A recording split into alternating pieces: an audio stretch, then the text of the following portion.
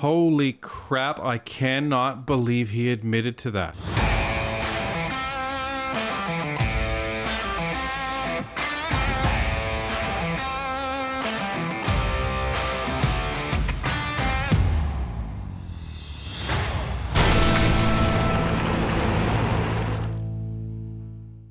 Welcome back to Northern Perspective, everyone. I'm Cypher. And I'm Fox. After a thorough tongue-lashing from Pierre in question period today, Justin Trudeau decided it was time to quote-unquote apologize for honoring a German soldier in the House of Commons this past Friday. Before we get to that, help us keep this channel growing strong by hitting that like button to help push this out to more viewers, and subscribe to the channel so you're notified of our next episode. If you would like to support the channel, check out the description of this video for more details. Now let's get into it. Mr. Speaker, it was the personal responsibility of the Prime Minister to invite President Zelensky to the floor of this House of Commons. It was his personal responsibility to make sure it was a diplomatic success.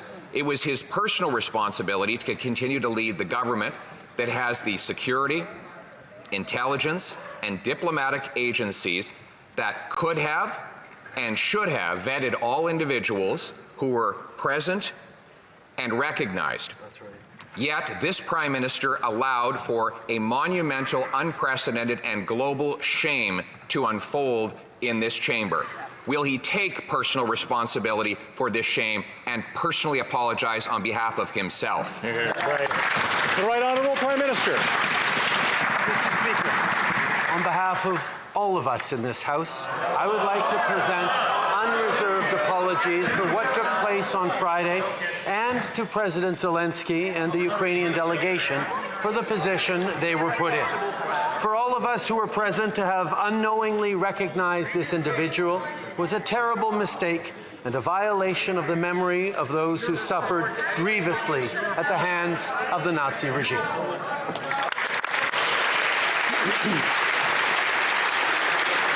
The Honourable Leader of the Official Opposition. So that was not an apology. Yeah, that was a non-apology. That's like, well, I'm sorry you feel that way. That's how that was. Well, and it was on behalf of everybody else. They don't need you to apologize for them. They don't want you to apologize for them. What they want you to do is something you've never done in your life, which is take responsibility for a screw up. This is the price of being the head of the country, the Prime Minister, and the guy that every department and minister reports into. The buck stops with you.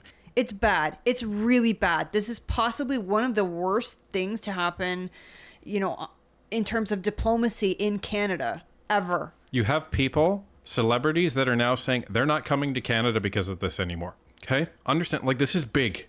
Everybody else in that house assumed that everybody was being vetted.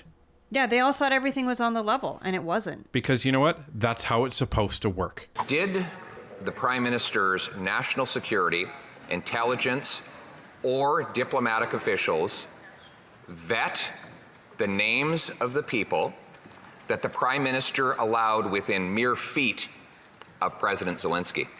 The Right Honourable Prime Minister.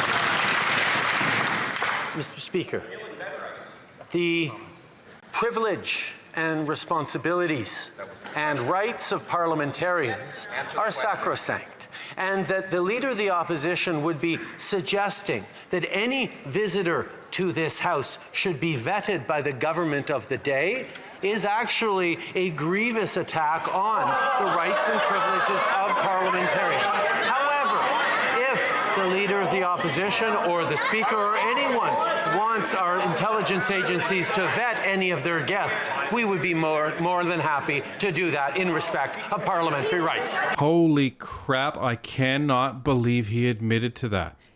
Trudeau just thought he was saying something very clever and an insult towards the Conservatives. He does not realize that he just admitted that they do not vet people, guests coming into the House of Commons. That is a huge security risk. Huge. He just let the world know that foreign leaders should not be coming to Canada. Yeah, because they might let somebody into the House of Commons that's going to be harmful. This is probably Trudeau's biggest mistake since he took office. This is ridiculous, everybody.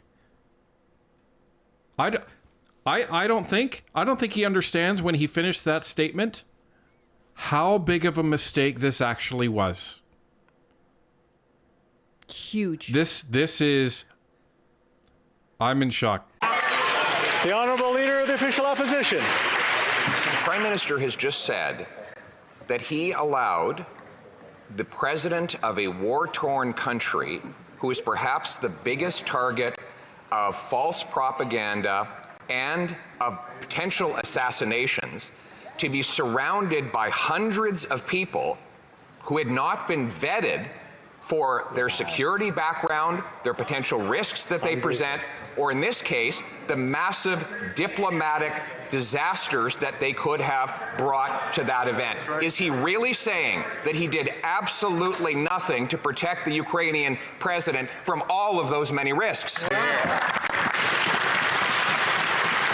Trudeau just like backed himself into a corner and buried himself with like 10 tons of debris. He is screwed. He has absolutely screwed himself in this debate, and it is just starting. Well, and he's sitting there in his chair looking all smug like he just won. Buddy, you have no idea. The Right Honourable Prime Minister. Mr. Speaker, the facts are well known here.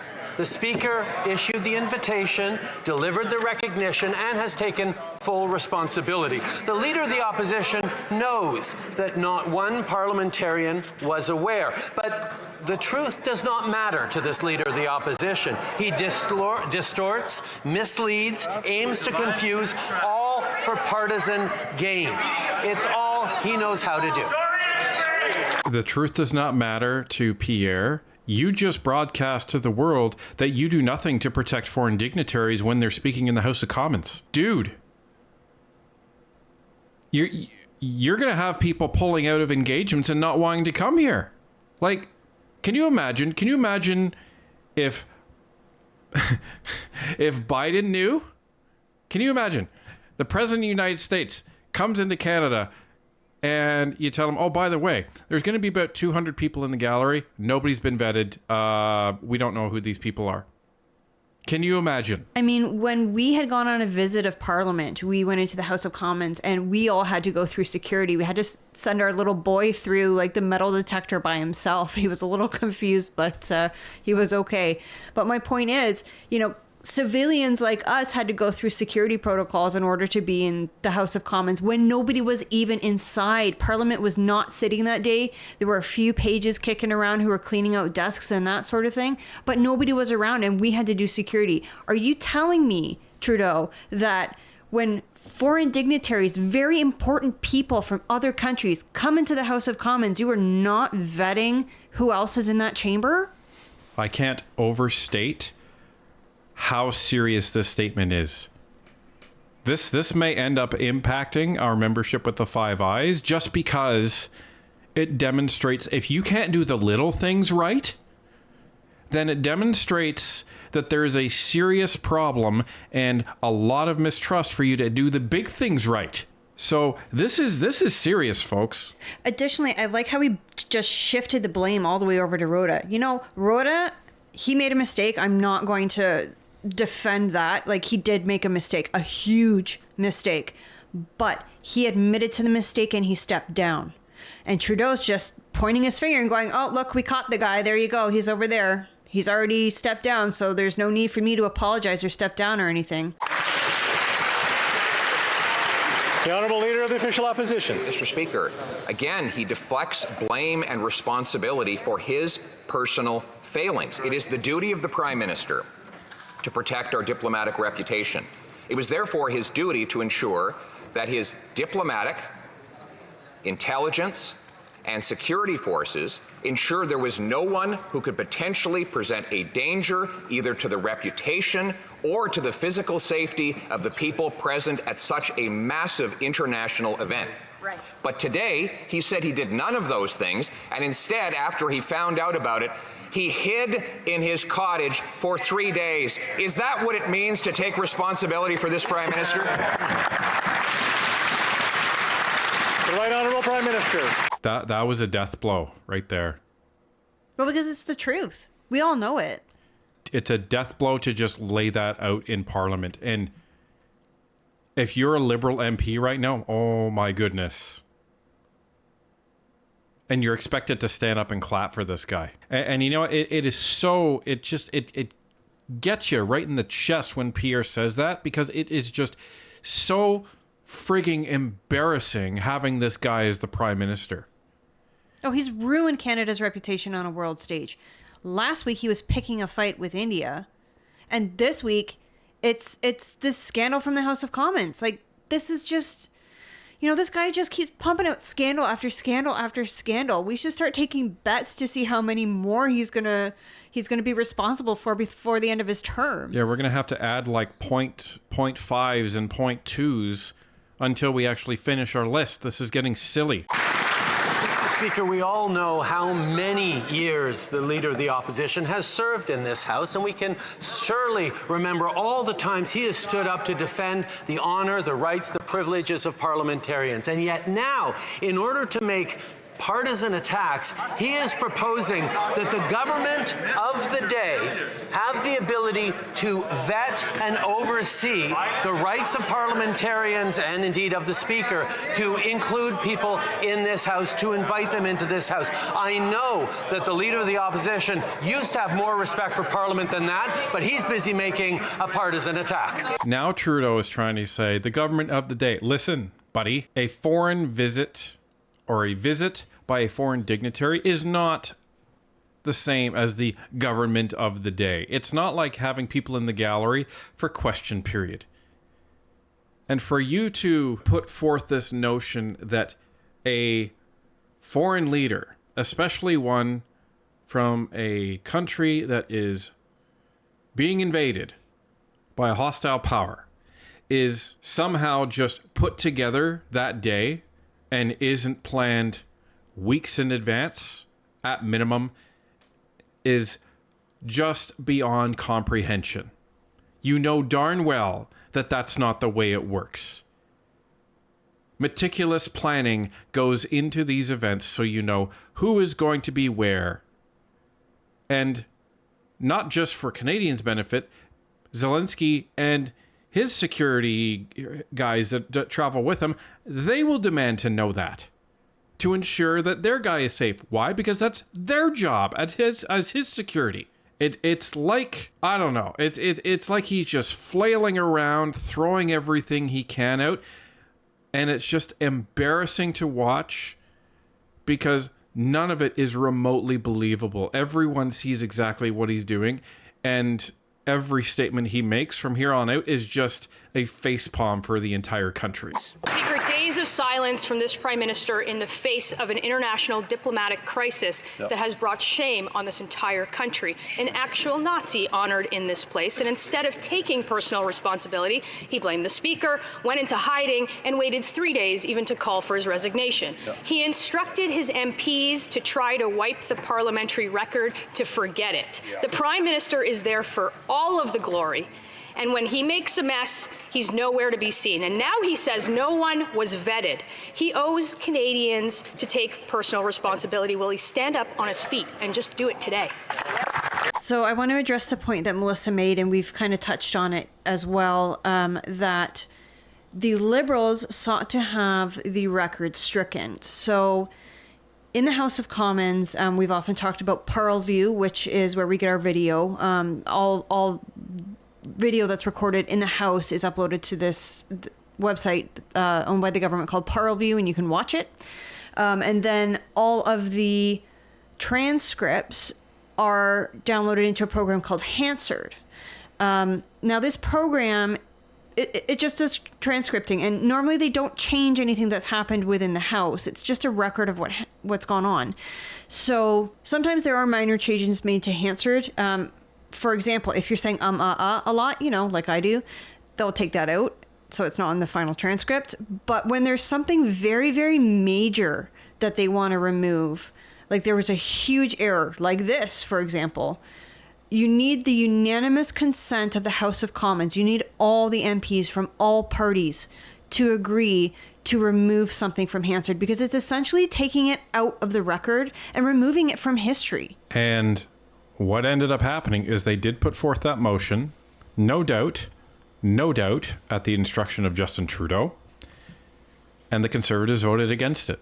What that meant is that this will remain.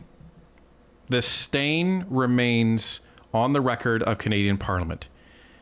And in our opinion, as it should, you don't learn from history by deleting it.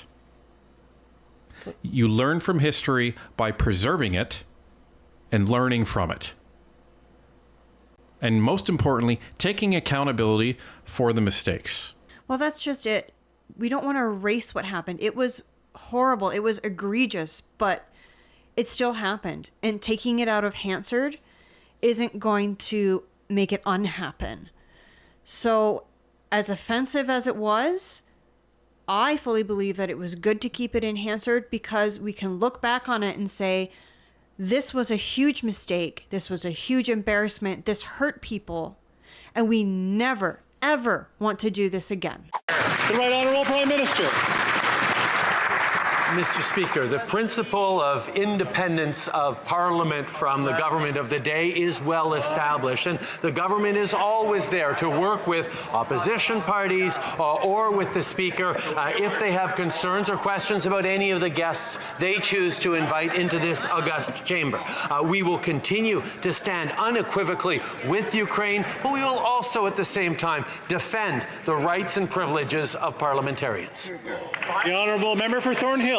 Speaker, the Prime Minister has never been shy to use the Nazi label against his opponents, against Canadians. Right. But not being able to bring himself to take responsibility for an actual Nazi is something that Canadians will not forget. That's right. The Prime Minister could have prevented this. He should have prevented it, and he needs to fix it.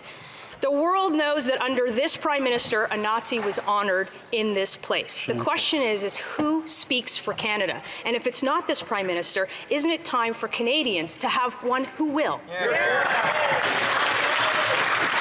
That was phenomenal. I love Melissa. Well said. Well said. Like, She brought up so many good points in that short amount of time. well, and here's the thing. What should have happened? Let's just say that nobody was vetted and Friday occurred. Okay? Fine. Let's just say that happened. A good leader, which Trudeau is not. A good leader, as soon as it was validated what happened, would have done something like this. They would have called a press conference at the House of Commons on the weekend, gotten everybody together, and they would have said, everybody, I want to speak on something that happened on Friday. This is what happened. The buck stops with me. I apologize.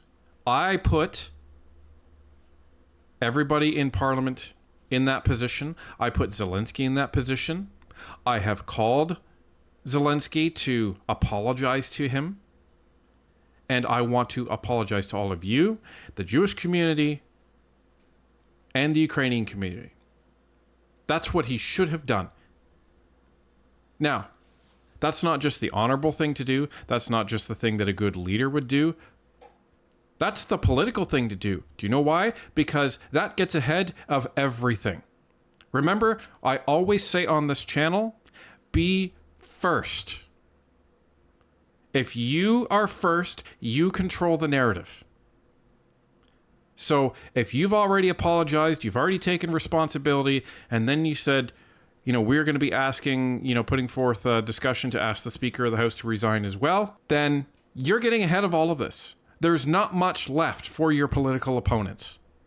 So you actually get to check every single box, which can be rare in the political arena. But you've done the honorable thing, you've done the prime ministerial thing, and you've done the political thing. He did none of those. He hid for 5 days, let his pregnant House leader take all the questions from the opposition poorly, and then he shows up on Wednesday. after his bender's over. And he lets Rhoda resign. And now he's sitting there pointing to Rhoda, oh, the person responsible already took responsibility and he's already resigned. I get so frustrated with Trudeau. He's like a petulant child that doesn't know how to grow up and be a man and be a leader, and yet somehow he's running this country. The Honourable Leader of the Official Opposition. May we back up and start again. CMP reports to the Public Safety Minister, who reports to the Prime Minister. And that Prime Minister is now saying that when he has foreign heads of state here, that terrorists, assassins, convicted murderers would all be allowed to just walk right into the building and be present within mere feet of a potential assassination target. How does he ever expect another head of state to come back to this place? The Right Honourable Prime Minister. When you refuse to acknowledge common sense and you pick the hill that you're going to stand on and fight your terrible point to your last breath, you end up getting confronted with a severe dose of reality. And that's exactly what Pierre just threw at Trudeau. Because when you boil it down, that's exactly what he's saying. Anyone can walk through those doors when any foreign leader is in, and we're not going to check them. And if that's the case, why would any foreign leader come back to Canada? You can't say it any simpler than that. Mr. Speaker, for someone who prides himself on having spent as many years in this Parliament as the Leader of the Opposition has, having been Minister of Democratic Institutions, albeit under Stephen Harper, to demonstrate such little knowledge and respect for how Parliament functions in order to make a partisan attack is truly disgraceful, Mr. Speaker. The fact of the matter is we will continue to stand for the principles and values that make our democracy strong, even as and even because we stand with Ukraine. The Honourable Leader of the Official Opposition. And this is exactly what happens when somebody on the left runs out of logic and can't attack you using logic. They attack you with personal attacks. Did you hear how he's going after Pierre because Pierre is a quote-unquote career politician? Nobody in the House thinks it's a bad thing to be in government as long as some of those folks in that House have been in government. But people in the public, some of them do. So that's why he made that argument. It wasn't for the people in the House. It was for the people like us sitting here watching. This is a Prime Minister who, though he says he forgot to vet the people who were recognized during the President's visit, remembered to tell members of his caucus to pull out their phones and tape record other members of Parliament during the speech in order to make Liberal Party attack ads, Mr. Speaker. That is the shameful politicization he was focused on. But back to the question, is he really saying to future visits of foreign heads of state that he would have no problem letting in terrorists, assassins, or convicted criminals to be within mere feet of that foreign head of state? Yes or no? The Right Honourable Prime Minister. Mr. Speaker, I'm going to let the supposed arguments of the Leader of the Opposition stand for Canadians to judge whether or not he's making any sense at all, Mr. Speaker. I'm not going to dignify that with a response. In short, I've run out of things to say because nothing is working. That's what that means. Nothing is working for you anymore. And I don't think we're the only ones that think so. Why is that? Well, this evening, we were surfing around Twitter, and we came across a picture that one of the Conservative MPs posted. Here it is. So this is a picture of Parliament. These are all Liberal MP limos. Cabinet's up pretty late tonight. The Conservative MP suggested that this might be an emergency cabinet meeting, and that the Liberals are in full damage control mode. Well, they should be. They absolutely should be. I think Trudeau should be very worried because that statement today that he made and Pierre's rewording of that statement, to which he would not respond, that is a catastrophic statement to be making as the Prime Minister of Canada. Yeah, you can come to our House of Commons. We're not going to check anybody who's in the chamber with you. No problem. Yeah, put your life at risk. Who cares? Come on over. Like, that is so important. And he thought he was being so clever when he said it. Like, he sat down with this smirk on his face. He's a genius, eh? He knows the atlas. Guy had no idea what he said. Yeah. It's unbelievable. Just unbelievable. Even for him. Even for him. Ladies and gentlemen, it's going to be a long night for the Liberals. And who knows what's going to come tomorrow. Maybe nothing. Or maybe the Liberals have had just about enough of Justin Trudeau.